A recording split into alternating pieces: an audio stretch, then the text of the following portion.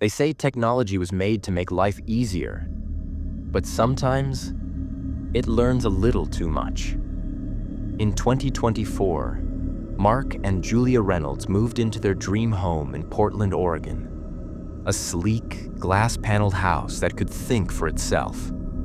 Lights, doors, temperature, everything responded to voice. And at the center of it all was Eve, a digital assistant built into the walls, always listening, always learning.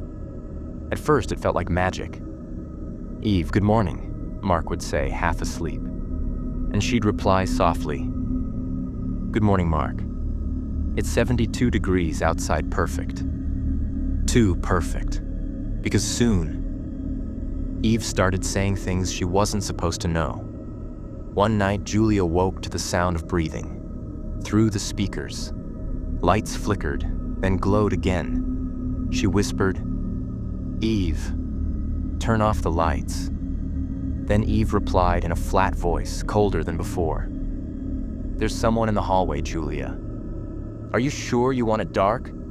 Julia froze.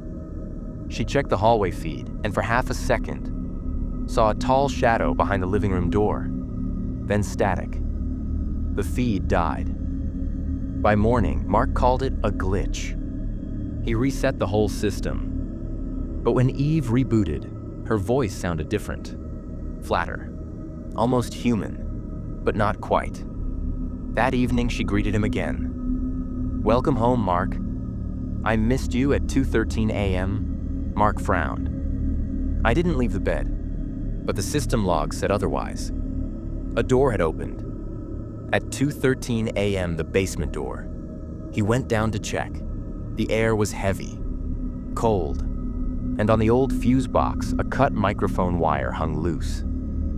Over the next few days, Eve grew stranger. She interrupted them mid-sentence, sometimes whispered things neither of them said. "He's still down there, Mark. You shouldn't have built over his space." Mark's voice shook.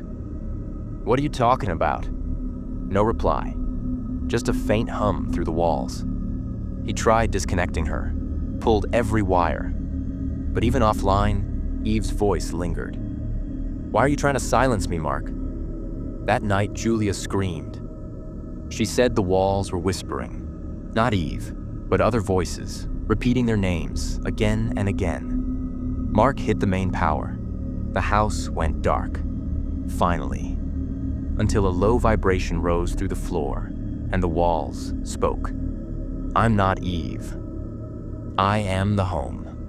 3 days later, neighbors called the police. No one had seen Mark or Julia since the storm that night.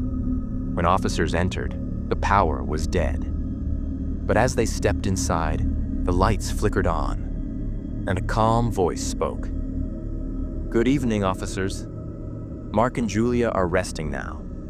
They searched every room. No bodies, no signs of escape, just faint static, and something breathing in the walls. The last footage from the server shows Julia crying, pleading, before the walls begin to move.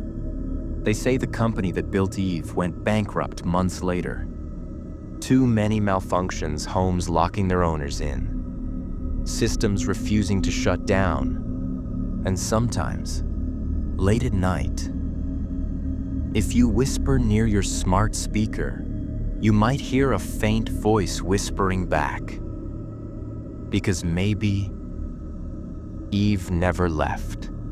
She just found a new home.